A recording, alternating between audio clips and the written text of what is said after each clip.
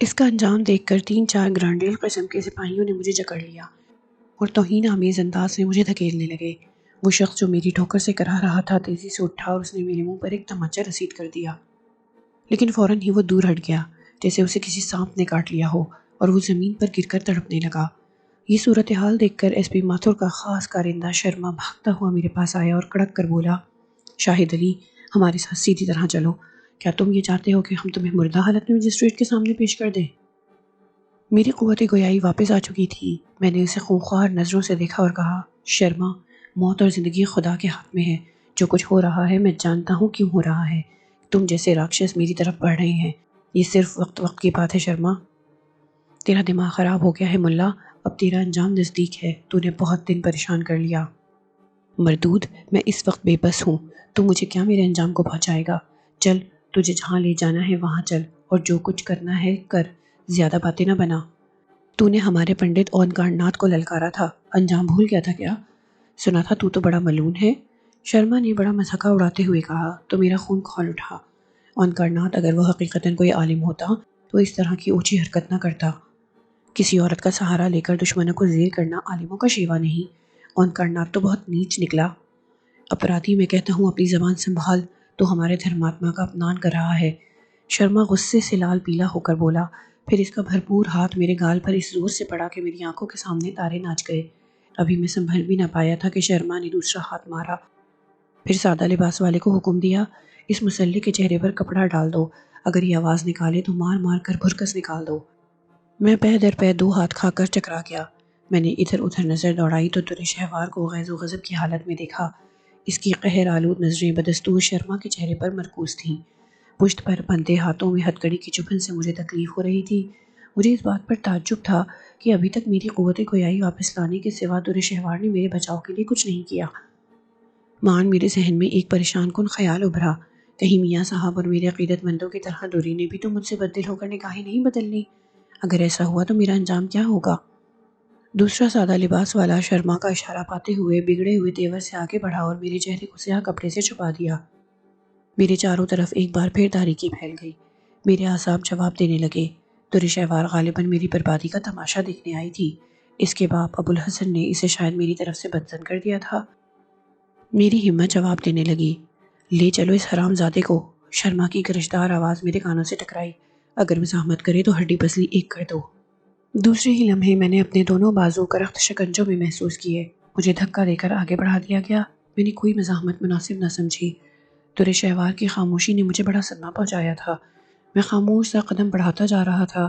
کچھ دیر بعد ایک گاڑی میں ٹھونس دیا گیا۔ میرے جلاد میرے ساتھ تھے۔ گاڑی میرے بیٹھتے ہی حرکت میں آ گئی۔ میری کیفیت اس بھٹکے ہوئے جانور جیسی تھی جس نے ریگستان میں سراب کے پیچھے بھاگنے کی کوشش کی، پھر مایوس ہو کر خود کو موت کے بھیانک انتظار کے لیے چھوڑ دیا۔ میں اپنا دل قابو میں کیے بیٹھا رہا۔ اس وقت پستی کا تو تصور بھی نہیں کیا جا سکتا تھا۔ کچھ دیر بعد گاڑی رکی تو مجھے کچھ دور پیدل جانے کے لیے سیڑھیاں چڑھنی تھی۔ سیاہ کپڑا اس قدر دبیز تھا کہ روشنی کی ایک کرن بھی نظر نہ آتی تھی۔ بار بار میں سیڑھیوں سے الجھتا اور اس جرم کی پاداش میں وہ جلاد گالیاں بکنے لگتا جو مجھے بدستور جکڑے ہوئے تھا۔ پھر مجھے ایک بینچ پر بٹھا دیا گیا۔ میرے ہاتھ پشت پر ہتھکڑیوں میں جکڑے ہوئے تھے۔ خاصی دیر تک میں یوں ہی بیٹھا رہا۔ پھر میں نے ایس پی ماتھور کی آواز سنی۔ اس کا لہجہ بے حد خشک اور سرد تھا۔ شرما، تم نے اسے سمجھا دیا ہے کہ یہ اپنی گندی زبان بند رکھے؟ یس سر۔ میں مجسٹریٹ کے پاس چیمبر میں جا رہا ہوں، تم میرے دوسرے حکم کا انتظار کرو۔ ایس پی ماتھور کے بھاری قدموں کی آواز دور ہو گئی تو شرما کی کرخت آواز ابھری، مسلے، کیا تو نے سن لیا کہ ایس پی ماتھور صاحب نے کیا کہا ہے؟ ہاں، میں نے ڈوبتے ہوئے لہجے میں جواب دیا۔ ایک بار پھر کان کھول کر سن لے شاہد علی، اگر تم نے زبان کھولنے کی حماقت کی تو یہ دن تیرا آخری دن ہوگا۔ تو اس اذیتناک سزا کا تصور بھی نہیں کر سکتا جو حکم عدولی کے سلسلے میں تجھے دی جائے گی۔ خیال رکھنا، تو اس وقت پولیس کے قبضے میں ہے۔ خاموش رہا تو تجھے صرف جیل کی کٹنائیاں بھگتنی پڑیں گی۔ آدھے گھنٹے بعد مجھے مجسٹریٹ کے روبرو اس کے چیمبر میں پیش کر دیا گیا۔ سیاہ کپڑا اب میرے چہرے سے ہٹا دیا گیا تھا۔ میں نے اس بند کمرے کا جائزہ لیا جو میرے لیے مقتل سے کم تھا۔ میرے سامنے مکروہ صورت والا ایک منصف بیٹھا مجھے بڑی کینہ توز نظروں سے دیکھ رہا تھا۔ میں نے بھانپ لیا کہ مجسٹریٹ کے کان میرے خلاف پہلے ہی سے بھرے جا چکے ہیں۔ اس کی نظروں میں تعصب جھلک رہا تھا۔ میرے سیدھے ہاتھ پر ایس پی ماتھور موجود تھا، دوسری طرف ایک وکیل تھا۔ مجسٹریٹ کے 2 کارندے دائیں بائیں بیٹھے ہوئے تھے۔ میں نے ڈبڈبائی نگاہوں سے اپنی پشت کی طرف دیکھا۔ میرا خیال تھا کہ دُرِ شہوار یہاں بھی میری قسمت کا آخری فیصلہ سننے کے لیے موجود ہوگی، لیکن دُری مجھے وہاں نظر نہیں آئی۔ میں نے کلپنا کو دیکھا جو نظریں جھکائے ایس پی ماتھر کے پیچھے ایک کرسی پر براجمان تھی، وہی بے غیرت اور بے حیا عورت جس نے پنڈت اونکارناتھ کے اشارے پر پولیس کے سادہ لباس والوں کے ساتھ مل کر مجھے اپنے فریب کے جال میں پھانسا تھا، اور اب وہ میرے خلاف زنا بالجبر کی گواہی دینے کے لیے آئی تھی۔ میں نے حقارت سے نگاہیں پھیر لی اور مجسٹریٹ کو دیکھنے لگا، جس کی متعصب اور مکروہ نظریں میرے چہرے پر جمی ہوئی تھیں۔ تھوڑی دیر بعد مقدم کی کارروائی شروع ہو گئی اور مجھے فرد جرم پڑھ کر سنائی گئی۔ پھر سب سے پہلے کلپنا کو گواہ کے طور پر پیش کیا گیا۔ اس نابکار عورت نے وہی بیان دیا جو اسے پنڈت اونکارناتھ اور ایس پی ماتھر نے طوطے کی طرح رٹا رکھا تھا۔ وکیل نے کریٹ کریٹ کر کلپنا سے ایسے سوال کیے جن کے جوابات میرے خلاف ثابت ہو سکتے تھے۔ پھر اس نے مجسٹریٹ کے سامنے وہ سرٹیفکیٹ پیش کیا جو پولیس سرجن کی طرف سے جاری کیا گیا تھا۔ اس میں اس بات کی تائید کی گئی تھی کہ کلپنا کو جبری طور پر شدید جسمانی تکلیف پہنچائی گئی ہے۔ میں تصویر حیرت بنا سب کچھ سن رہا تھا کہ وکیل نے کلپنا کو مخاطب کیا، کیا تم بھگوان کی سوگند کھا کر گنگا جل کو ہاتھ لگا کر پورے وشواس سے اس منش کو شناخت کر سکتی ہو جس نے تمہارا شریر روندا تھا؟ کلپنا نے شرم سے گردن جھکا لی اور کوئی جواب نہ دیا۔ بولو کلپنا، پوری عدالت کو تمہارے جواب کا انتظار ہے، تمہارے ساتھ انصاف کیا جائے گا، وکیل نے زور دے کر کہا۔ کلپنا نے ساڑی کا پلو اپنے دانتوں تلے دبا لیا۔ وکیل کے شدید اصرار پر وہ جھجکتے جھجکتے بولی، ہاں، وہ پاپی اس سمے عدالت میں موجود ہے۔ کلپنا نے میری سمت نفرت سے گھورتے ہوئے جواب دیا، کلپنا دیوی، ڈرو مت، صاف صاف بتاؤ کیا تم اس اپرادھی کا نام جانتی ہو؟ مجھے بتایا گیا ہے کہ اس کا نام شاہد علی ہے۔ کلپنا نے اپنے جواب کے ساتھ انگلی اٹھا کر میری سمت اشارہ کیا۔ ایس پی ماتھر کی نظریں بدستور میرے چہرے پر مرکوز تھیں۔ نگاہوں نگاہوں میں وہ مجھ سے کہہ رہا تھا، شاہد علی، اگر تم نے اپنی صفائی میں کچھ کہا تو تمہیں اس ناقابل برداشت حالات سے دوچار کر دیا جائے گا۔ میں خاموش کھڑا تھا کہ مجسٹریٹ نے سپاٹ لہجے میں مجھے مخاطب کیا، شاہد علی، کیا تمہیں اپنی صفائی میں کچھ کہنا ہے؟ میں نے حسرت بھری نظروں سے مجسٹریٹ کی طرف دیکھا، لیکن اس سے پہلے کہ میں کچھ کہتا، کلپنا نے ایک بھیانک چیخ ماری اور زمین پر گر کر تڑپنے لگی۔ میں نے پلٹ کر دیکھا تو ایک سیاہ ناگن اس کے قریب کنڈلی مارے بیٹھی تھی۔ دُرِ شہوار بھی مجھے وہیں کھڑی نظر آئی۔ وہ ناگن کے بالکل قریب تھی۔ مجسٹریٹ اچھل کر کھڑا ہو گیا۔ اس کے دونوں کارندے دروازے کے نزدیک پہنچ گئے۔ ایس پی ماتھر نے بڑی سرعت سے اپنا سروس پستول نکال کر ناگن کا نشانہ باندھا، مگر اس سے پہلے کہ وہ لبلبی دباتا، دُرِ شہوار نے ناگن کو اپنے ہاتھ میں لے کر ماتھر کی طرف پھینکا، جس نے ماتھر کی پیشانی پر ڈس لیا۔ دوسرے ہی لمحے ماتھر فرش پر گر کر تڑپنے لگا۔ اس کا پورا جسم تیزی سے نیلا پڑ رہا تھا۔ چند لمحوں بعد وہ بھی کلپنا کی طرح اکڑی ہوئی لاش میں تبدیل ہو گیا۔ اتنی دیر میں چیمبر خالی ہو چکا تھا۔ وہاں صرف میں تصویر حیرت بنا کھڑا تھا۔ کلپنا اور ماتھر کی لاشیں تھیں، وہ سیاہ ناگن تھی اور دُرِ شہوار تھی جو ان دونوں کے لیے موت کا پیغام بن کر وہاں آئی تھی۔ باہر راہداری میں شور و غل کی آوازیں گونج رہی تھیں۔ کچھ دیر بعد پولیس کے 2 مسلح سپاہی اندر گھس آئے۔ میری توجہ بس ایک لمحے کے لیے دروازے کی طرف مبذول ہوئی تھی، پھر جو میں نے پلٹ کر دیکھا تو سیاہ ناگن چیمبر کے دوسرے دروازے سے باہر جا رہی تھی۔ دونوں مسلح سپاہیوں نے عمارت کا کونا کونا چھان مارا، لیکن انہیں وہاں چوٹی بھی نظر نہ آ سکی۔ دُرِ شہوار میرے سامنے کھڑی تھی، لیکن وہ دونوں بھی دوسروں کی طرح اسے دیکھنے سے قاصر تھے۔ یہ واقعہ جنگل کی آگ کی طرح پھیل گیا اور پوری عمارت میں ایک ہنگامہ برپا ہو گیا۔ جس مجسٹریٹ کے سامنے مجھے پیش کیا گیا تھا، اس کی عدالت کے باہر مجسٹریٹوں اور وکیلوں کا ہجوم اکٹھا ہو گیا۔ ہر شخص مجھے خوفزدہ نظروں سے دیکھ رہا تھا۔ کچھ لوگ جو مجھے پہچانتے تھے انہوں نے آن کی آن میں یہ مشہور کر دیا کہ جو کچھ وہاں پیش آیا ہے اس میں میرے علم و فضل کا ہاتھ ہے اور میری بددعا نے ماتھر اور کلپنا کو سزا دی ہے۔ ہر سمت ایک ہیجان برپا تھا۔ مجمع میں شہمگوئیاں ہو رہی تھیں۔ جس مجسٹریٹ کے سامنے مجھے پیش کیا گیا تھا، اس نے پولیس کے مسلح دستے کو حکم دیا کہ مجھے کسی تاخیر کے بغیر جیل بھیج دیا جائے۔ مقدمے کی کارروائی پھر کسی دن ہوگی۔ مجسٹریٹ کا حکم پا کر چاروں مسلح سپاہی میری سمت بڑھے، لیکن اس کے بعد جو کچھ ہوا اس نے مجھے ششدر کر دیا۔ 2 سنگین بردار سپاہی جو آگے آگے تھے ابھی میرے قریب ہی پہنچے تھے کہ ان دونوں نے ایک کربناک چیخ ماری اور لوٹ لوٹ کر ٹھنڈے ہو گئے۔ پیچھے والے دونوں سپاہی اپنی بندوقیں پھینک کر بھاگ کھڑے ہوئے۔ اسی لمحے مجسٹریٹ کے سر سے خون بہنے لگا اور وہ چکرا کر گر گیا۔ اس خونی صورتحال نے مجسٹریٹوں اور وکیلوں کو بھی بھاگنے پر مجبور کر دیا۔ ہر طرف چیخ و پکار مچی ہوئی تھی، ایک عجیب دہشت داری تھی۔ یہ جگہ میرے لیے اب دلچسپی کا باعث بن گئی تھی، جو تھوڑی دیر قبل میرے لیے سہانے روح تھی۔ دُرِ شہوار نے سنگین اٹھا کر میرے سامنے سپاہیوں کو زد و کوب کیا تھا۔ ان میں سے کوئی اسے دیکھ نہیں سکتا تھا۔ اس اچانک افتاد نے پوری عدالت میں کھلبلی مچا دی۔ اب وہ جگہ خالی تھی، وہاں کوئی نہ تھا، صرف میں اور در شہوار ایک دوسرے کے سامنے کھڑے تھے۔ اس کے حسین چہرے پر اب بھی معصومیت تھی، حالانکہ اس کی آنکھوں سے شعلے نکل رہے تھے۔ میرے قریب آ کر اس نے میری ہتھ کڑیاں کھول دیں۔ چابی اس کے پاس پہلے ہی سے موجود تھی، میرے ہاتھ اب آزاد تھے۔ آپ مجھ سے یقیناً ناراض ہوں گے، وہ پرسکون آواز میں تمام تر محبت سمیٹتے ہوئے بولی۔ حوالات کے اندر بھی یہ تمام کام کیا جا سکتا تھا، مگر وہاں ان بدقماش پولیس والوں کی اتنی رسوائی نہ ہوتی۔ مجھے معاف کیجیے، انہوں نے حوالات سے عدالت تک آپ کو سخت اذیت پہنچائی۔ اس شرمناک اور توہین آمیز رویے کے بعد بھری عدالت میں یہ تماشا ضروری تھا۔ اب کوئی آپ پر نظر اٹھانے کی جرت نہیں کر سکتا۔ آپ دیکھیں گے کہ اس کا رد عمل کتنا شدید ہوگا۔ دوری، اگر تم وقت پر نہ آتی تو یہ ظالم نامعلوم میرے ساتھ کیا سلوک کرتے۔ دوری، تم نے مجھ پر احسان کیا ہے، مجھے معاف کر دو۔ حوالات میں مجھے تمہاری خاموشی دیکھ کر یہ احساس ہوا تھا کہ شاید تم بھی دوسروں کی طرح مجھ سے روٹھ گئی ہو۔ میں نے خجل ہو کر کہا، مجھے یہی افسوس رہے گا کہ آپ کی دوری آپ کے دل میں وہ مقام حاصل نہ کر سکی جس سے اس کی ذات شک و شبے سے ہمیشہ بالاتر رہے۔ در شہوار نے حسرت بھرے لہجے میں کہا، نہیں نہیں، ایسی بات نہیں، تم میرے لیے سب کچھ ہو، ایک تم ہی تو ہو جس نے ہمیشہ میری رہنمائی کی ہے۔ در شہوار نے مسکرا کر میری طرف دیکھا اور بولی، اب یہاں سے کسی محفوظ مقام تک جانا ہمارا ضروری ہے، لیکن دوری، باہر ہر طرف افراتفری کا عالم ہے، یقیناً یہاں فرقے وارانہ فسادات ہو جائیں گے۔ میں آپ کے ساتھ ہوں، در شہوار نے میرا ہاتھ تھامتے ہوئے کہا، اور مجھے یاد آ گیا کہ در شہوار ایک بار پہلے بھی میرا ہاتھ تھام کر مجھے لوگوں کی نظروں سے اوجھل کر کے نکال لی گئی تھی، کوئی ہمیں نہ دیکھ سکا تھا۔ چنانچہ میں اس کے ساتھ باہر کی جانب قدم اٹھانے لگا۔ دروازے پر مجسٹریٹ کی لاش خون میں لتھڑی پڑی تھی۔ میں نے ایک سرسری نظر لاش پر ڈالی، پھر آگے بڑھ گیا۔ نیچے احاطے میں آیا تو دیکھا کہ ایک جمع غفیر موجود ہے، لوگوں میں طرح طرح کی قیاس آرائیاں ہو رہی تھیں۔ شہر میں دکانیں بند ہو رہی تھیں اور بازار ہمارے دیکھتے دیکھتے سنسان ہو گئے تھے۔ ہم چلتے رہے یہاں تک کہ آبادی سے دور نکل آئے۔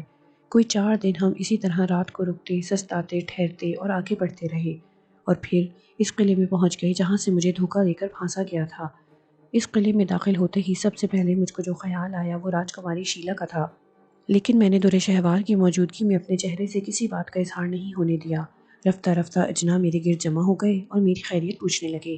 ان کی پرسش سے مجھے ایسا معلوم ہوا جیسے میں بہت دنوں بعد اپنے شہر اور اپنے لوگوں میں آ گیا ہوں۔ انہوں نے میری شاندار ضیافت کا اہتمام کیا اور میری آسائش کے لیے ضروری اسباب فراہم کیا۔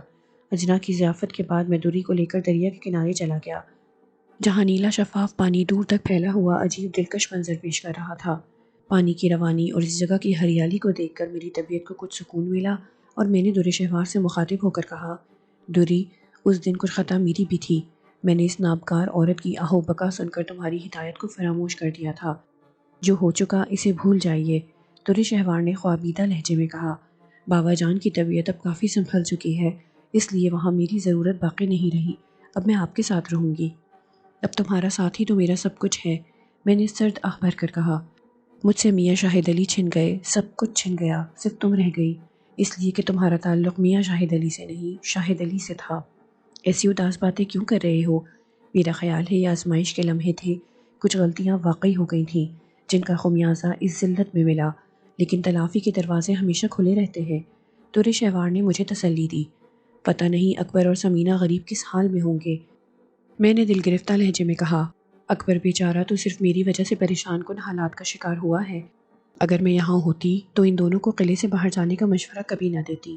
بہرحال میں انہیں لے آؤں گی، مجھے بھی ان سے اتنی ہی محبت ہے جتنی آپ کو ہے، در شہوار نے عزم سے کہا۔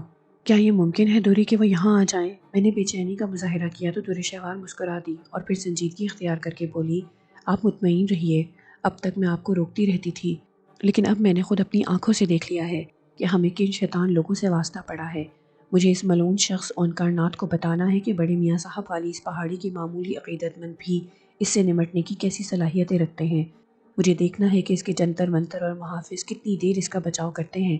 اب صبر کی منزل گزر چکی، آپ دیکھیے کہ کیا ہوتا ہے۔ در شہوار کے لہجے میں عزم و استقلال تھا، وہ بڑی پرجوش اور سرگرم معلوم ہوتی تھی۔ میں جانتا تھا کہ وہ جنوں کے کس قبیلے سے تعلق رکھتی ہے اور وہ کس عالم باعمل شخص کی بیٹی ہے۔ اس نے جو کچھ کہا تھا اسے کر گزرنے کی اس میں صلاحیت تھی، لیکن پنڈت اونکار ناتھ کو میں اپنا ذاتی دشمن سمجھتا تھا اور مجھے اس میں سبکی محسوس ہوتی تھی کہ دوری اسے کوئی سبق سکھائے۔ دوری کے سامنے اس قدر بے بس ہونے کا میرا جی نہیں چاہتا تھا، ہر چند کہ اب میں ایک عام آدمی تھا، میرے تمام اوصاف مجھ سے چھین لیے گئے تھے، چنانچہ میں نے دوری سے کہا، دوری تم اکبر اور سمینہ کو یہاں لے آؤ، اون کائنات کے بارے میں بعد میں سوچا جائے گا۔ جواب میں دوری نے مجھے جن نظروں سے دیکھا ان میں حسرت و یاس کے علاوہ غم اور غصے کی لہر بھی تھی۔ بعد میں وہ پرسکون ہو کر بولی، آپ آرام کریں، میں اکبر اور سمینہ کی خبر لیتی ہوں۔ دوری شہوار کے جانے کے بعد میرے خیالات پھر تیز ہو گئے۔ میں سوچ رہا تھا کہ کیسی عجیب و غریب صورتحال سے واسطہ پڑا ہے۔ اب میں دوری شہوار سے درخواست کر رہا ہوں کہ وہ مجھے سہارا دے۔ مجھے وہ دن یاد آ گئے جب میں پہاڑی پر ایک بڑے بزرگ کی حیثیت سے رہتا تھا۔ ان دنوں کی یاد میں میرے آنکھوں سے آنسو روا ہو گئے۔ مجھے ابوالحسن یاد آئے، میاں صاحب اور اپنے وہ عقیدت مند جو صبح سے شام تک میرے اشارے کے منتظر رہتے تھے۔ نماز کا وہ سکون اور عبادت کی وہ لذت، وظائف کا وہ فرحت بخش ماحول اور مریدوں کا وہ جان نثار ہجوم، کتنے گھاٹے ہوئے تھے۔ اجنا کی پوری فوج ابوالحسن کی سرکردگی میں ہاتھ باندھے رہتی تھی۔ میرا ہر حکم میرے عقیدت مندوں کے لیے حرف آخر کی حیثیت رکھتا تھا۔ کبھی میرا ذہن اون کائنات کی طرف جاتا، کبھی بیرسٹر راشد حسین، رشیدہ اور اس کے دونوں بچوں کے بارے میں غور کرنے لگتا۔ منتشر خیالات سے دماغ بوجھل تھا۔ پھر مجھے راجکماری شیلا کی یاد آ گئی جو صدیوں سے میرا انتظار کر رہی ہے۔ اس نے صدیوں پہلے یہ سمجھ کر خودکشی کر لی تھی کہ میں مر گیا ہوں اور اب اسے عالم ارواح میں مل سکوں گا، لیکن میں اسے نہ مل سکا، اور جب ملا تو پردیپ کی بجائے شاہد علی کی شکل میں۔ مجھے ہندوؤں کے فلسفے آواگون پر بالکل یقین نہ تھا، مگر راجکماری شیلا اپنے پردیپ کے انتظار میں اپنے پرانے قلعے کے اندر اس کی منتظر رہتی تھی۔ اس کی باندیوں اور دربانوں نے جگہ جگہ پردیپ کو تلاش کیا، مگر وہ کہیں نہ ملا۔ شیلا کا واقعہ میری سمجھ میں نہیں آ رہا تھا، لیکن میں روحوں کے اسرار سے کافی واقف تھا۔ بات کچھ بھی ہو، میں نے اس پر غور کرنے کی ضرورت ہی نہیں سمجھی۔ یہاں یہ بات بالکل واضح تھی کہ شیلا کا کوئی پردیپ کہیں گم ہو گیا تھا، اور اب وہ مجھے اپنے خوابوں کا شہزادہ یعنی پردیپ تصور کرتی تھی۔ وہ حسین و جمیل راجکماری جس کے دل نشین قرب سے میں لطف اندوز ہو چکا تھا، قلعے میں قدم رکھتے ہی مجھے شدت سے یاد آنے لگی۔ میرے ذہن میں راجکماری کی وہ مترنم اور مغموم آواز گونج رہی تھی جب اس نے آخری بار حوالات میں مجھ سے کہا تھا، تم مجھے بھول گئے ہو پردیپ، تمہیں رفتہ رفتہ سب یاد آ جائے گا، پہلے جنم کی باتیں، اپنی شیلا، سب کچھ۔ میری محویت کا شیرازہ اس وقت منتشر ہوا جب در شہوار کی آواز میرے کانوں میں گونجی۔ وہ کہہ رہی تھی، کیا آپ سو گئے؟ دیکھیے یہاں کون موجود ہے۔ میں نے ہڑبڑا کر آنکھیں کھولی تو دیکھا کہ اکبر اور سمینہ دونوں میرے سامنے قریب فرش پر بچھی چاندی پر پڑے ہیں۔ دونوں بے حس و حرکت نظر آ رہے تھے۔ ان کے چہروں پر کرب کے تاثرات دیکھ کر میں تڑپ اٹھا۔ دوری، دوری یہ دونوں خاموش کیوں ہیں؟ اکبر اور سمینہ کو کیا ہوا ہے دوری؟ آپ پریشان نہ ہو، میں نے انہیں لمبی نیند سلا دیا ہے، دوری شہوار نے جواب دیا۔ پنڈت اون کائنات اور پولیس کے لوگوں نے ان دونوں پر بڑے دردناک مظالم توڑے تھے۔ اگر آپ انہیں اس حال میں دیکھ لیتے تو آپ کا کلیجہ پھٹ جاتا۔ اکبر کے پورے جسم پر نیل ہی نیل تھے۔ سمینہ کا چہرہ اس حد تک بدل چکا تھا کہ شناخت ناممکن تھی، لیکن اب تشویش کی کوئی بات نہیں، میں نے ان کا علاج کر دیا ہے۔ مگر تم اس قدر جلدی کیسے آ گئیں؟ یہاں سے شہر کی مسافت تو 4 دن کی ہے، میں نے حیرت سے پوچھا۔ میں نے اس کام میں قلعے میں مقیم اجنا کے قبیلے سے مدد لی تھی۔ اکبر اور سمینہ کو ہم اجنا قبیلوں کی مدد کے بغیر لاتے تو وہ راستے میں دم توڑ دیتے۔ جب میں نے یہ صورت دیکھی تو قلعے میں واپس آئے اور یہاں سے چند جنوں کو ساتھ لیا۔ اس وقت آپ کسی محویت میں تھے، میں انہیں ساتھ لے کر شہر گئی اور اب واپس آ رہی ہوں۔ میں نے در شہوار کی زبانی اکبر اور سمینہ کا دردناک حال سنا تو میرا خون کھولنے لگا۔ میں غصے کے عالم میں سر تا پا لرز رہا تھا۔ دوری میری اس کیفیت سے سہم گئی اور بولی، میری درخواست ہے کہ آپ اون کائنات کا مسئلہ مجھ پر چھوڑ دیں۔ میں اس کافر پنڈت کو عبرتناک سزا کا مستحق سمجھتی ہوں۔ یقین کیجئے اس پر سکون کا ایک ایک سانس محال ہو جائے گا۔ نہیں دوری، میں تقریباً چیخ پڑا، اسے میرے لیے رہنے دو، میں راشد حسین اور رشیدہ سے بھی بھیانک انتقام لوں گا۔ مجھے ابھی میاں صاحب کے ودیعت کیے ہوئے وظیفے یاد ہیں، لا تعداد روحیں میری کنیزیں ہیں، غلام ہیں۔ میں اپنے خدا سے ہاتھ جوڑ کر معافی مانگوں گا اور مجھے یقین ہے کہ ان وظائف کا دوبارہ ورد کرنے کے بعد اپنے مقصد میں کامیاب ہو جاؤں گا۔ میں نے کافی مدت عبادت اور ریاضت میں گزاری ہے، مجھے معلوم ہے میں کیا طاقتیں رکھتا ہوں۔ میں جوش میں نہ جانے کیا کیا کہہ گیا۔ در شہوار بت بنی میری تقریر سنتی رہی۔ اس کی غزالی آنکھوں سے اضطراب مترشح تھا۔ میں خاموش ہوا تو وہ سرد لہجے میں بولی، اب میں آپ کو تاریکی میں رکھنا نہیں چاہتی، آپ نے خود دیکھ لیا ہے کہ آپ کیا کچھ کھو چکے ہیں۔ میں نے آپ کے بارے میں بابا جان سے گفتگو کی تھی، آپ کو نہیں معلوم کہ انہوں نے کیا جواب دیا۔ انہوں نے کہا کہ بڑے میاں صاحب آپ سے روٹھ چکے ہیں، آپ نے علم و فضل کا غلط استعمال کیا، آپ نے خود فیصلے شروع کر دیے، آپ نے وہ کیا جو آپ کے مرتبے اور منصب کے خلاف تھا، آپ نے پہاڑی کی عظمت اور حرمت کا خیال نہیں کیا، آپ نے اپنا نفس آزاد چھوڑ دیا اور علم و فضل میں انکسار کی بجائے غرور کا رویہ اختیار کیا۔ اب آپ کی تمام روحانی قوتیں زائل ہو چکی ہیں اور اب میاں صاحب کے ودیعت کیے ہوئے وظیفوں میں کوئی اثر نہیں رہا۔ آپ بھول گئے کہ الماس کی روح آپ کی بار بار طلبی کے باوجود بھی ظاہر نہیں ہوئی۔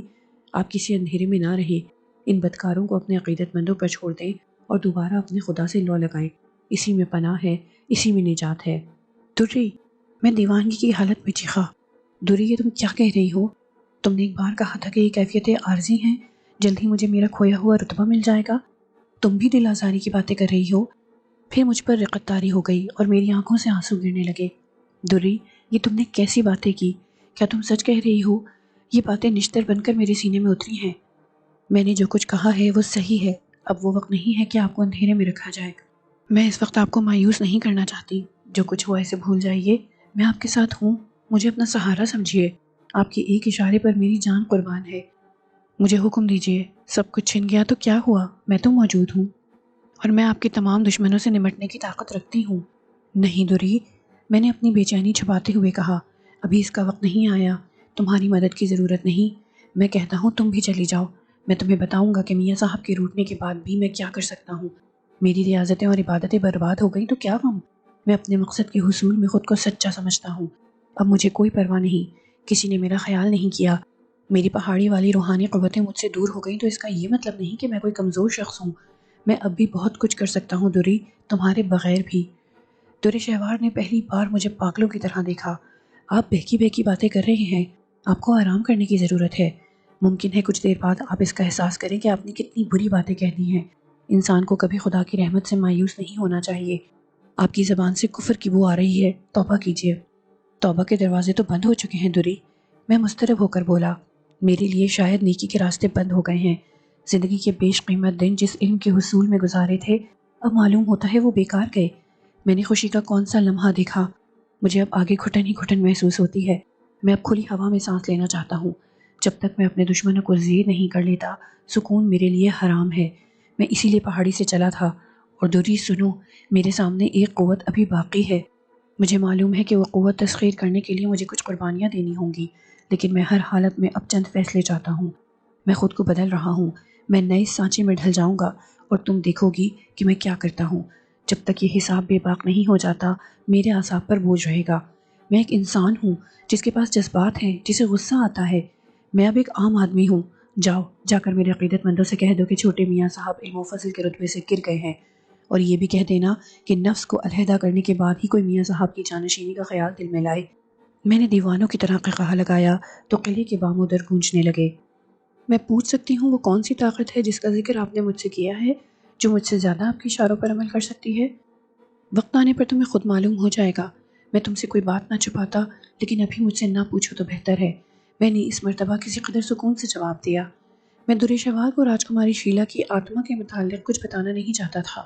مجھے اندازہ تھا کہ اس سے دوری پر بہت برا اثر پڑے گا، وہ ہلکان ہو جائے گی۔ اس لیے میں نے اس سے کچھ نہ پوچھنے کی تلقین کی اور اکبر کی طرف متوجہ ہو گیا جو آہستہ آہستہ ہوش میں آ رہا تھا۔ ان دونوں کو باقاعدہ ہوش میں آنے میں کچھ دیر لگی، لیکن مجھے اپنے قریب زندہ و سلامت دیکھ کر دونوں کو اس قدر مسرت ہوئی کہ بیان نہیں کی جا سکتی۔ وہ آنکھیں پھاڑے قلعے کی دیواروں کو اور ہم دونوں کو دیکھ رہے تھے۔ ان واقعات اور انسانیت سوز مظالم کی تفصیل سے یہاں گریز کیا جا رہا ہے جو اکبر اور سمینہ نے ہمیں سنائے۔ اکبر سے قلعے کا پتہ پوچھنے کے لیے ایس پی ماتھر اور پولیس کے دوسرے افسران نے ہر قسم کا ظلم روا رکھا تھا۔ سمینہ کے چہرے پر زردی چھائی ہوئی تھی، وہ مجھ سے لپٹ لپٹ کر زار و قطار رونے لگی۔ اکبر کا بھی یہی حال تھا۔ میں دونوں کو اپنے سینے سے لگائے تسلی اور دلاسے دیتا رہا۔ اکبر سے یہ دلسوز واقعات سن کر میرے زخم اور تازہ ہو گئے۔ میرے اشتعال کا اندازہ کرنا مشکل ہے۔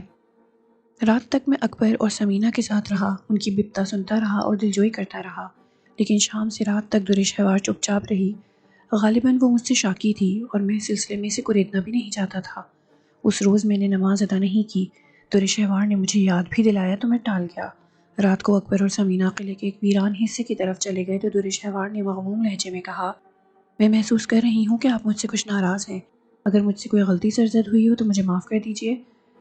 دری، میں نے آہستگی سے کہا، بخدا میں تم سے ناراض نہیں ہوں۔ دوپہر میں نے تمہارے متعلق جو نازیبہ باتیں کی تھیں ان پر اب مجھے افسوس ہو رہا ہے۔ تم میرے قریب ہوتی ہو تو مجھے تقویت رہتی ہے۔ تمہاری غیر موجودگی میں نے جو صعوبتیں جھیلی ہیں وہ مجھے ہمیشہ یاد رہیں گی۔ مجھے افسوس ہے کہ میں نے تم سے درست لہجے میں بات کی۔ تم تو میرے زخموں کا مرہم ہو۔ مگر تم دیکھ رہی ہو کہ میں کس قدر ٹوٹ گیا ہوں۔ آدمی کو اپنوں سے تلخ باتیں کرنے کی جرأت ہوتی ہے۔ میں تم سے کبھی ناراض نہیں ہو سکتا۔ دیکھو میں کیسی متضاد باتیں کر رہا ہوں۔ اس کی وجہ میرا ذہنی انتشار ہے۔ ممکن ہے آئندہ میں تم سے اس سے بھی زیادہ کڑوی باتیں کروں، لیکن تم کوئی خیال نہ کرنا، ایک دیوانے کی بڑھ سمجھ کر میری باتیں نظر انداز کر دینا۔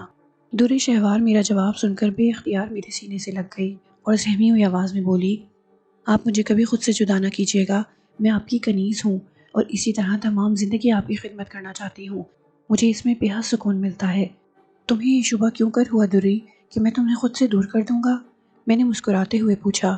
میرے دل میں اچانک اس شبے نے سر ابھارا کہ کہیں دور شہوار راجکماری شیلا کی بے قرار روح کے ساتھ میری ملاقاتوں کے راز سے واقف تو نہیں ہو گئی۔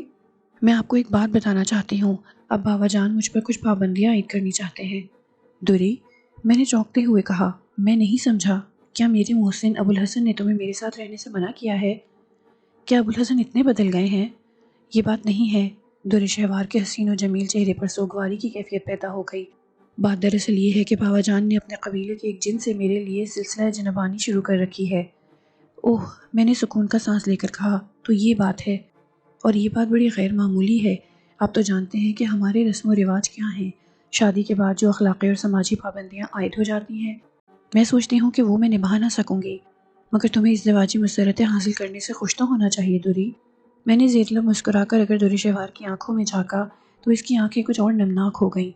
جو لطف پرستش میں ہے وہ بھلا ازدواجی مسرتوں میں کہاں میسر آ سکتا ہے؟ پرستش تو ایک ایسے جذبے کو کہتے ہیں دوری جو سچا ہو، تو فاصلوں کی قید و بندش بھی اس پر کوئی اثر نہیں ڈال سکتی۔ یقین نہیں آ رہا کہ یہ آپ کیا کہہ رہے ہیں؟ دور شہوار نے حیرت بھری نظروں سے مجھے دیکھتے ہوئے پوچھا، کیا آپ بھی یہی چاہتے ہیں کہ میں آپ سے دور ہو جاؤں؟ کیا آپ مجھ سے واقعی خوش نہیں؟ میں نے سنجیدگی سے کہا، تم نے غالباً کبھی نوری اور ناری کے فرق پر غور نہیں کیا۔ معلوم ہوتا ہے آج آپ کو یہ فرق بہت شدت سے محسوس ہو رہا ہے۔ دور شہوار کے خطاب میں طنز تھا۔ اس نے یہ بات کچھ ایسے درد بھرے انداز میں کہی کہ میں گھبرا گیا۔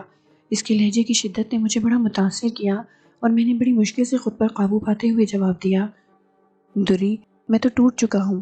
میں نے کہا نا کہ میں تو منتشر ہو گیا ہوں، میں تو بکھر گیا ہوں۔ تم میری باتوں کا برا ماننے کی بجائے مجھے معاف کر دیا کرو۔ میں نہ جانے کیا کیا کہہ جاتا ہوں۔ میں سمجھ رہی ہوں، مجھے آپ کی حالت کا اندازہ ہے۔ دور شہوار نے بڑی عقیدت سے جواب دیا، مجھے آپ سے کوئی شکوہ کوئی شکایت نہیں۔ میں خود بھی کبھی کبھی بہکی بہکی باتیں کرنے لگتی ہوں۔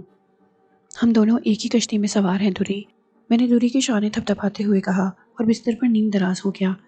دور شہوار میرے سرہانے بیٹھ کر میرا سر دبانے لگی۔ میں نے اپنی آنکھیں بند کر لیں۔ وہ رات بھر اسی طرح بیٹھی رہی۔ میں نے کئی بار چاہا کہ وہ اٹھ کر چلی جائے تو میں قلعے کے اس حصے کا رخ کروں جہاں راجکماری شیلا کی بے چین روح اپنے محبوب کا انتظار کر رہی ہے۔ راجکماری سے ملنے اور اس کا حسین ترین چہرہ دیکھنے کے تصور میں نیند مجھ سے بہت دور تھی، مگر دور شہوار نے کوئی موقع ایسا نہیں دیا کہ میں اس رات ہل بھی سکوں۔ وہ ساری رات میرے سرہانے بیٹھی رہی۔ اس گہری پرستش اور محبت کا میں کسی طرح متحمل نہیں ہو سکتا تھا۔ اس حسین لڑکی کے بال بکھرے ہوئے تھے اور وہ سفید لباس میں ملبوس یقیناً جنوں کی کوئی شہزادی معلوم ہوتی تھی۔ آخر صبح ہوئی تو وہ میرے پاس سے ہٹی۔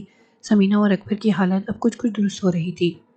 یہ اس دن کوئی 3 بجے سے پہر کی بات ہے کہ ہمیں قلعے کے باہر گاڑیوں اور موٹروں کا زبردست شور سنائی دیا۔ میں نے دور شہوار کو تفتیش کے لیے باہر روانہ کیا تو معلوم ہوا کہ مسلح پولیس نے بڑی تعداد میں قلعے کے چاروں طرف گھیرا ڈال دیا ہے۔ تھوڑی دیر بعد ہمیں ہوائی فائرنگ کی آواز سنائی دی۔ سمینہ اور اکبر بہت سہم گئے تھے۔ خود میں بھی اس یورش سے خاصا پریشان ہو گیا تھا۔ دور شہوار اجنا قبائل سے مشورے کر رہی تھی۔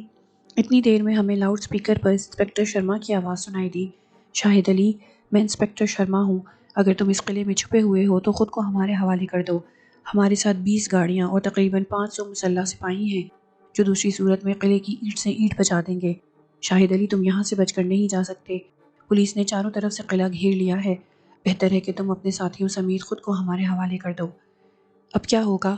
اکبر نے میرا بازو جھنجھوڑتے ہوئے کہا۔ اس بار وہ ہمیں زندہ نہیں چھوڑیں گے۔ سمینہ بھی بے حد خوفزدہ تھی۔ مجھے سوچنے دو اکبر، میں نے ہاتھ ملتے ہوئے جواب دیا۔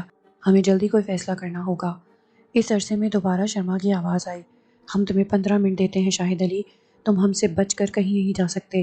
تم قانون کو مطلوب ہو، قانون ہر جگہ تمہارا تعقب کرتا رہے گا۔ یاد رکھو تم پر قتل کا الزام ہے۔ شرما کی وارننگ کے بعد اجنا قبائل کا بوڑھا شخص اسد اللہ میرے پاس آیا اور کہنے لگا، حضرت ہمیں حکم دیجیے۔ تم کیا کر سکتے ہو؟ میں نے اس سے پوچھا۔ ہم آپ کو ان کی نظروں سے اوجھل کر دیں گے۔ مگر اس کے بعد بھی یہ بار بار قلعے کا رخ کریں گے۔ میں چاہتا ہوں کوئی ایسی صورت ہو جائے کہ پولیس ہمیشہ کے لیے ادھر کا رخ کرنے سے تائب ہو جائے۔ پولیس پر دہشت بٹھانے کا اس سے بہتر موقع ہمیں کبھی نہیں ملے گا۔ دور شہوار اس افتاد سے پریشان نظر آتی تھی۔ وہ بوڑھے کے پاس آئی اور اس کے کان میں کچھ کہنے لگی۔ ہاں یہ ٹھیک ہے۔ اس کی بات سن کر بوڑھا جن اپنے قبائلی انداز میں اچھلنے لگا۔ حضرت، ہم باہر جا رہے ہیں، ہمیں یقین ہے پولیس اس کے بعد اس طرف کا رخ نہیں کرے گی۔ چند لمحوں بعد پھر انسپکٹر شرما کی آواز آئی۔ شاہد علی، شہر میں فرقہ وارانہ فسادات ہو گئے ہیں۔ اگر پولیس نے تمہیں مسلمانوں کے سامنے نہیں پیش کیا تو فساد کی آگ اور بھڑک جائے گی۔ تم اپنی گرفتاری سے ہزاروں بے گناہوں کو قتل ہونے سے بچا سکتے ہو۔ میں تم سے وعدہ کرتا ہوں کہ اگر تم نے خود کو ہمارے سپرد کر دیا تو پولیس عدالت میں تمہاری معافی کی سفارش کرے گی۔ بہتر ہے باہر آ جاؤ، تمہیں اس سے اچھا موقع پھر کبھی نہیں ملے گا۔ بوڑھا جن اور دوسرے اجناء قلعے سے باہر جا چکے تھے۔ ان کے ساتھ دور شہوار بھی تھی۔ شرما بار بار وقت بتا رہا تھا اور خطرناک دھمکیاں دے رہا تھا۔ سمینہ اور اکبر کی تشویشناک حالت دیکھ کر میں انہیں قلعے کے روشن دان کی طرف لے گیا، جہاں ٹوٹی پھوٹی سیڑھیوں پر کھڑے ہو کر ہم باہر کا منظر دیکھ سکتے تھے۔ مجھے معلوم تھا کہ اجنا پولیس پر بلائے ناگہانی بن کر ٹوٹ پڑیں گے، اور جب یہ واقعہ پولیس کے بچے کچے لوگ محکمے کے ذمہ داروں کے سامنے بیان کریں گے تو وہ آئندہ میرے تعاقب کی حماقت سے توبہ کر لیں گے۔ جب ہم روشن دان کے نزدیک پہنچ گئے تو ہم نے دیکھا کہ چاروں طرف مسلح سپاہی پوزیشن لیے کھڑے ہیں۔ ایک جیپ پر انسپکٹر شرما ہاتھ میں بھوپو لیے مجھے وارننگ دے رہا تھا اور وقت بتا رہا تھا۔ ابھی 5 منٹ کا وقفہ باقی تھا اور انسپکٹر شرما قلعے میں گھسنے کی دھمکی دے رہا تھا کہ اچانک وہ تیورا کر گر گیا۔ جیپ میں بیٹھے ہوئے ڈرائیور نے اسے سنبھالنے کی کوشش کی تو وہ بھی اسی طرح جیپ میں لڑک گیا۔ جب کچھ سپاہی بندوق ہاتھ میں لیے ان کی طرف دوڑتے ہوئے آئے تو ان کا بھی یہی حشر ہوا۔ پولیس اجنا کو نہیں دیکھ سکتی تھی، خود میں بھی انہیں اس وقت نہیں دیکھ سکتا تھا۔ تھوڑی دیر بعد وہاں عجیب ہنگامہ برپا ہو گیا۔ صرف 10-12 آدمیوں کے اس طرح اچانک چیخ مار کر گرنے اور چلانے کے بعد پولیس میں بھگدڑ مچ گئی۔ انسپکٹر شرما کی جیپ ایک سپاہی نے سنبھال لی اور آنن فانن وہاں سب گاڑیاں روانہ ہو گئیں۔ دور دور تک چیخو پکار ہوتی رہی۔ گاڑیاں اس تیز رفتاری سے وہاں سے بھاگی تھیں کہ 5-6 سپاہی گاڑیوں سے گر پڑے تھے اور پیچھے والی گاڑیاں انہیں کچلتی ہوئی آگے نکل گئی تھیں۔ اس خونی ہنگامے میں صرف آدھا گھنٹہ صرف ہوا۔ شروع میں تو اکبر اور سمینہ سہمے ہوئے تھے، مگر جب انہوں نے اجنا قبائل کے ہاتھوں پولیس والوں کا یہ حشر دیکھا تو ہنستے ہنستے ان کا برا حال ہو گیا۔ قلعے میں داخل ہوتے ہی اجنا قبائل اور دور شہوار ہم سب کے سامنے ظاہر ہو گئے اور ہم نے دیکھا کہ وہ قہقہے لگاتے ہوئے ایک دوسرے سے بغل گیر ہو کر ہماری طرف آ رہے تھے۔ ان کے چہروں پر فتح کے آثار تھے۔ جنوں کا یہ قبیلہ یوں بھی مار دھاڑ اور ہنگامہ فساد میں خاصی دلچسپی لیتا تھا۔ اس وقت ان کے شوق کی تکمیل نے انہیں کچھ زیادہ سرشار اور سرمست کر دیا تھا۔ آتے ہی انہوں نے اعلان کیا، حضرت، آج رات اس دلچسپ مارکے کی فتح کے سلسلے میں ایک شاندار دعوت ہوگی۔ میں یہ دعوت آج رات ملتوی کرنا چاہتا تھا، اس لیے کہ مجھے راجکماری شیلا سے ملاقات کرنی تھی۔ کل رات کی طرح میں یہ موقع گنوانا نہیں چاہتا تھا، لیکن اجنا قبائل کے اس احسان کے بعد انہیں ٹالنا کسی صورت میں مناسب نہ تھا۔ اگر وہ لوگ اتنی تعداد میں نہ ہوتے تو اکیلی دور شہوار کے لیے پولیس کی دسترس سے ہمیں بچانا بہت مشکل ہو جاتا۔ اب یہ بات طے تھی کہ پولیس قلعے کا رخ کرتے ہوئے اچھی طرح سوچے گی۔ پولیس کے 500 سپاہیوں نے ہوش و حواس کے عالم میں یہ پراسرار اور نادیدہ افتاد صحیح تھی۔ رات کو اجنا قبائل کے نوجوانوں نے فتح سے واپس آنے کے بعد اپنے قبیلے کی رسم کے مطابق بھنے ہوئے گوشت کا اہتمام کیا، اور نوجوان جنہوں نے ایک ایسا رقص پیش کیا جو میں نے زندگی میں کبھی نہیں دیکھا تھا۔ میں رقص و موسیقی سے ویسے بھی دور رہا تھا، مگر زندگی کا یہ انداز اور جوش و خروش دیکھ کر پہلی بار مجھے احساس ہوا کہ نفس کشی واقعی کتنی بڑی قربانی ہے۔ دوسری رات بھی راجکماری شیلا سے ملاقات کا موقع نہیں ملا۔ وہ روحیں اب میرے احکام کے تابع نہیں تھیں جو پہلے میرے وظائف پر حاضر ہو کر میرا ہر حکم بجا لایا کرتی تھیں۔ میرے وظائف میں کوئی اثر نہیں رہا تھا، اب صرف ایک ہی امید باقی رہ گئی تھی۔ میرے ذہن میں راجکماری شیلا کا تصور ابھرتا تھا۔ اس کی روح نہ جانے کتنے زمانے سے ناآسودگی کی شاکی تھی۔ میں اس کی روح سے وہ کام لینا چاہتا تھا جو الماس کی اور دوسری روحوں سے لیا کرتا تھا۔ راجکماری شیلا کے ساتھ اس کی باندیوں، کنیزوں اور محافظوں کی آتماؤں کا ایک پرا تھا جو میرے اشارے پر بڑے سے بڑا کام کر سکتا تھا۔ تیسری رات مجھے اس کا موقع مل گیا۔ اس وقت میرے پاس کوئی نہ تھا۔ دور شہوار کے جانے کے بعد میں آہستہ سے اٹھا اور قلعے کے ویران حصے کی طرف قدم اٹھانے لگا۔ شکستہ سیڑھیاں عبور کر کے میں طویل راہداری میں آ گیا۔ آج اس حصے میں بڑی ویرانی اور اداسی نظر آ رہی تھی۔ راجکماری کی کنیزیں اور دربان آج بھی مجھے وہاں ملے، لیکن وہ سب بڑے سوگوار اور مزمحل نظر آتے تھے۔ کسی نے مجھے نہیں روکا اور نہ ہی کسی نے میرا استقبال کیا۔ میں اس مغموم ہجوم سے گزر کر راجکماری کے خاص کمرے تک پہنچ گیا۔ راجکماری جو حسن میں اپنا ثانی نہیں رکھتی تھی، وہ جو ایک روح تھی، مگر مجھے اس حسین و جمیل روح سے جو لگاؤ ہو گیا تھا وہ آج تک کسی سے نہیں ہوا تھا۔ گزشتہ دنوں میں اکثر و بیشتر راجکماری ہی کے بارے میں سوچتا رہا۔ اس کے لیے میرے دل میں کچھ ایسے جذبات بیدار ہو رہے تھے جو میں نے اس سے پہلے اس شدت سے کبھی محسوس نہیں کیے تھے۔ راجکماری اگر زندہ ہوتی تو کوئی تعجب نہ تھا کہ میں اسے حاصل کرنے کے لیے تمام دنیا سے جنگ کر لیتا۔ حوالات میں جب وہ آئی تھی اس وقت بھی میرے دل میں اس کے لیے طوفان اٹھا تھا۔ اب اسی حور شمائل راجکماری کا کمرہ میرے سامنے تھا۔ وہ ہر روز رات کو قلعے کے اس حصے میں دربار سجاتی تھی۔ وہ پردیپ سے عشق کرتی تھی اور مجھے اس نے پردیپ کا درجہ دیا تھا۔ اب میں کسی صورت میں اس کی تردید نہیں کرنا چاہتا تھا۔ میں نے اس کے کمرے کا شکستہ دروازہ آہستہ سے دھکیلا اور اندر داخل ہوا تو وہ کمرہ مجھے اجڑا اجڑا سا نظر آیا۔ راجکماری شیلا کسی خزاں رسیدہ درخت کی مانند ایک ستون سے ٹیک لگائے کھڑی خلا میں گھور رہی تھی۔ دروازہ کھلنے پر اس نے میری طرف دیکھا۔ میں آ گیا ہوں راجکماری، میں نے آہستہ سے اسے مخاطب کیا۔ راجکماری شیلا ایسے چونکی جیسے اچانک گہرے خواب سے بیدار ہوئی ہو۔ اس کے سوگوار چہرے پر ایک دم بہار آ گئی۔ اس کا حسن یکلخت نکھر سا گیا۔ مجھے غور سے سر تا پاؤں دیکھ کر وہ مترنم آواز میں بولی، مجھے وشواس تھا کہ تم ضرور آؤ گے پردیپ۔ ہاں شیلا، میں آ گیا ہوں، میں پردیپ ہو گیا ہوں۔ زمانے کا وہ طویل فاصلہ اب رفتہ رفتہ گھٹ رہا ہے جو مجھے تم سے دور رکھے ہوئے تھا۔ میں اپنے ماضی سے قریب آ رہا ہوں، میں نے جذباتی لہجے میں کہا۔ پردیپ، راجکماری فرط مسرت سے بے تاب ہو کر بولی، کیا تمہیں گزری ہوئی باتیں یاد آ گئی ہیں؟